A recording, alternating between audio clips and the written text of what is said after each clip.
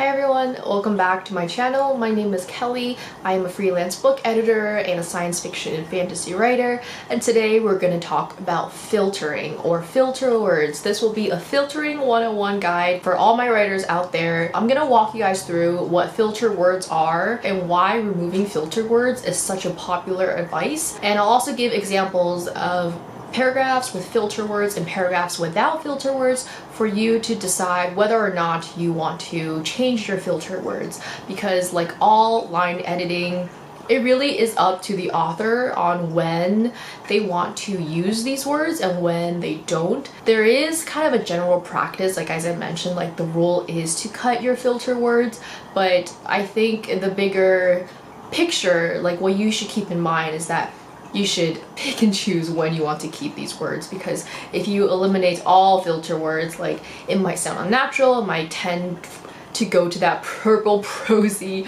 kind of way, but if you leave too much in, it becomes redundant, it becomes vague, and all that. So anyway, we'll talk about all of that in this video, so let's get started. Let's start with a definition of a filter word. So I have my lovely tablet here. We're going to read out some definitions to paint the picture. Here's definition number 1 of filter words. Filter words are verbs that increase the narrative distance, reminding us that what we're reading is being told by someone rather than experienced or shown through the eyes of the character. I also really like the definition from Masterclass. Masterclass says that filter words are extra words that put distance between readers and a character's experience. They are usually explanatory words that remove a reader from the action by describing a character's thought process or action in an explanatory way.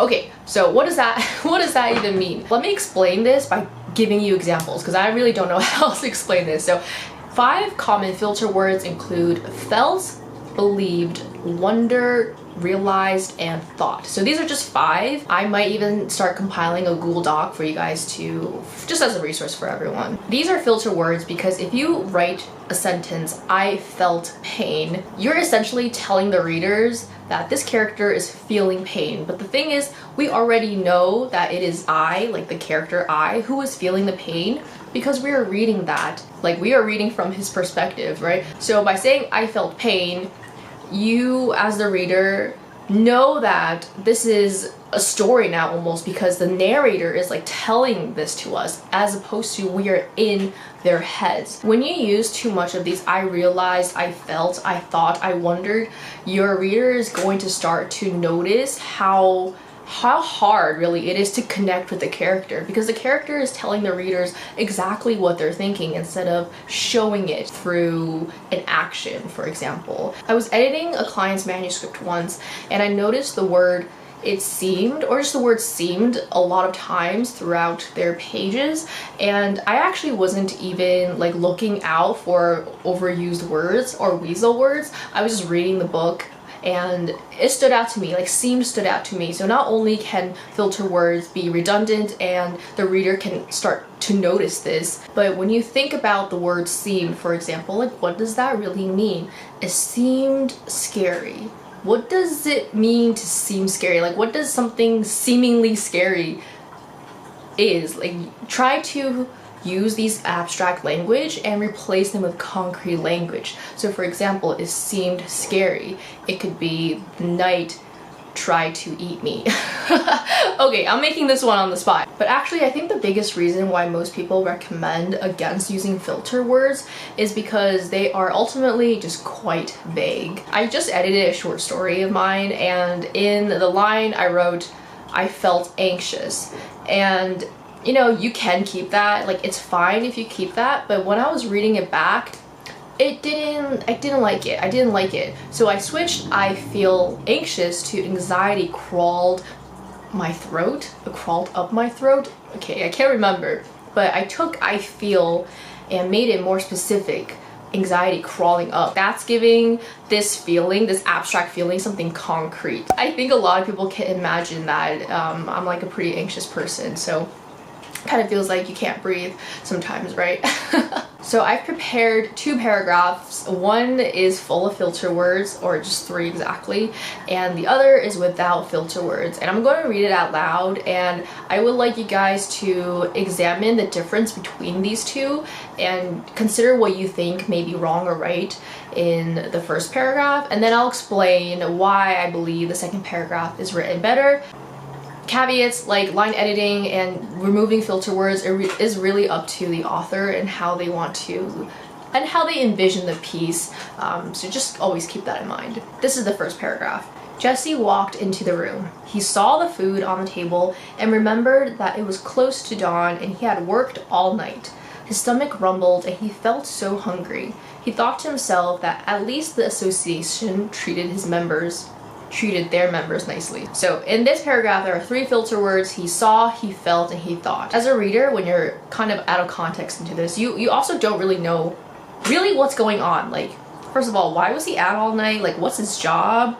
How come he thought the association like wouldn't treat their members nicely? Now let's take this paragraph and replace those filter words and try to make them more specific. So there is no like one-to-one correlation. Someone asked me in the comments, like, are there like replacements we can use for filter words? I haven't come across any of these, because you can really take one word and substitute it for lines. Even he felt so hungry can have a bunch of different interpretations on how you want to rewrite that. So this is just an example. There's really, in my opinion, there's really no one-to-one correlation of a filter word to a non-filter word. So okay, let's stop talking. Let me read out the second paragraph. Jesse walked into the buffet and decided that if this was what the members got after a night shift, then joining the VHA wasn't so much of a bad thing after all. His stomach rumbled while he waited in line behind a woman with white hair. What did he want for dinner? Szechuan chicken, butter chicken. At least there were no vials of blood, unless he counted the blood sausages sitting underneath the grill. But the VHA wouldn't hire an enemy, even if they could do some damage.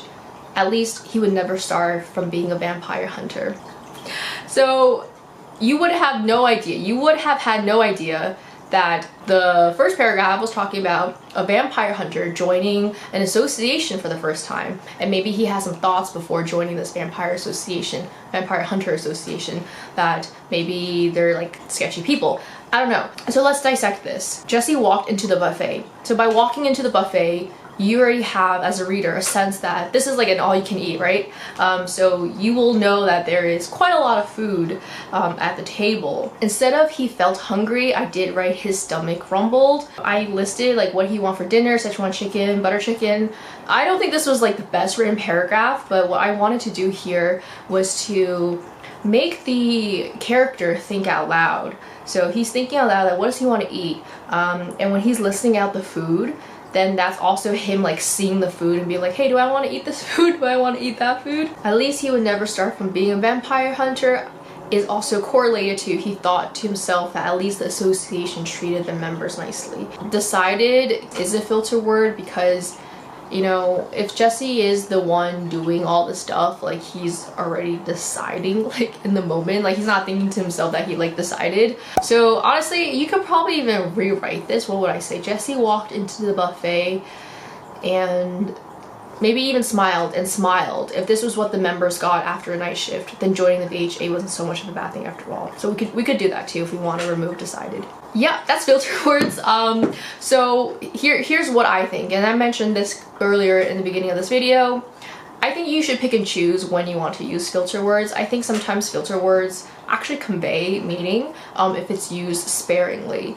And something that I'm learning myself about line editing is that the less floofy words you use, it makes the others stand out more. So if you don't have a lot of filter words in general and you use 1 or 2, I think that can actually make the sentence stand out even stronger. Sometimes I find myself overusing wondered and felt. These 2 are my personal weasel words. I especially love I wondered.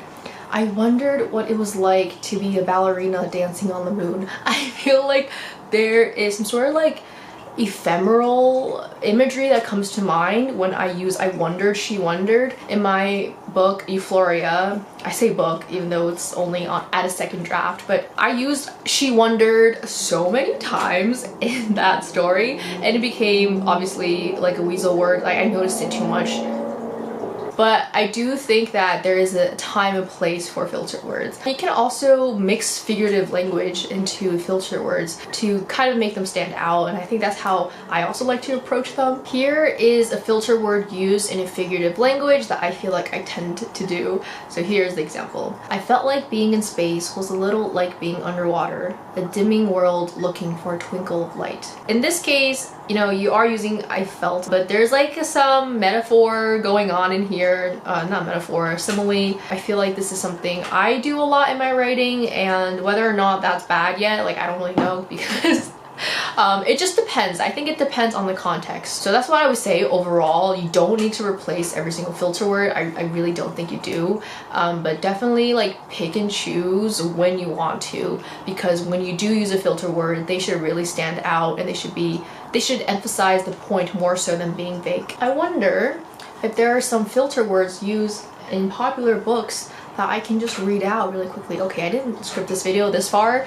Let me just look for some books. So I picked out The Bell Jar by Sylvia Plath, and I was just reading through the first chapter and I found a filter word right away. Keep in mind that The Bell Jar is probably my favorite book of all times. Sylvia Plath is a poet. She is renowned in the literature world.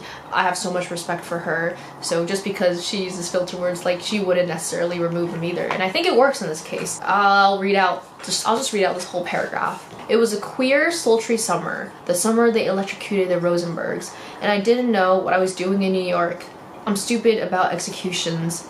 The idea of being electrocuted makes me sick, and that's all there was to read about in the papers. Goggle-eyed headlines staring up at me on every street corner and at the fusty, peanut-smelling mouth of every subway. It had nothing to do with me, but I couldn't help wondering what it would be like being burned alive all along your nerves. I thought it must be the worst thing in the world. So in this case here, I thought is a filter word. Another filter word is just on page 2. The full sentence is, for weeks afterwards, the cadaver's head, or what there was left of it, floated up behind my eggs and bacon at breakfast and behind the face of Buddy Willard, who was responsible for my seeing it in the first place. And pretty soon I felt as though I was carrying the cadaver's head around with me on a string, like some black noseless balloon stinking of vinegar. And then she goes to say, I knew something was wrong. So that's just the style of this book. I'm sure there are more, but I love this book so much, and I wouldn't change these words ever. I wouldn't change them. This book is perfect. Thinking more about The Bell Jar, I do think that that was a stylistic choice, because I think the point of The Bell Jar is for our main character Esther to recount her summer with the readers, or to the readers. So we're gonna do another example. This is from V.E. Schwab, The Invisible Life of Addie LaRue. V.E. Schwab is an amazing writer. I love all her works. I love her books. So I literally see one right here. She knows, of course, that she can't. Knows that he'll forget. Literally on page 10, she wonders if the cat remembers. Honestly, I think it's fine.